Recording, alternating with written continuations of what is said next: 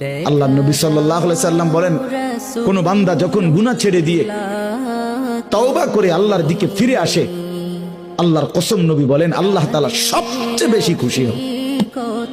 আশাদ্দু ফারাহান, আল্লাহ তাআলা সবচেয়ে বেশি খুশি হয় কখন? বান্দা আল্লাহর দিকে ফিরে আসে যখন।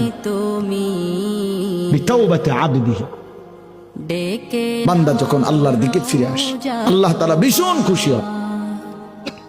গুনার নাফরমানের জিন্দেগি ছেড়ে দিয়ে আল্লাহর দিকে যখন ফিরে আসে, আল্লাহ তাআলা তখন 7 আসমান সাজিয়ে দেয়, ফেরেশতাদেরকে বলে আসমান সাজিয়ে দাও, জান্নাত সাজিয়ে দাও। ফেরেশতারা 7 আসমান জান্নাত সাজাইয়া ফেরেশতারা জিজ্ঞেস করে, মাওলা আসমান কেন সাজাইলেন, জান্নাত কেন সাজাইলেন? তো আল্লাহ তাআলা বলে আসলাহাল আবদু মাওলাহু, শোনো আজ এক গোলাম যে তার মনিবকে ছেড়ে চলে গেছিল অনেক দিন, আজ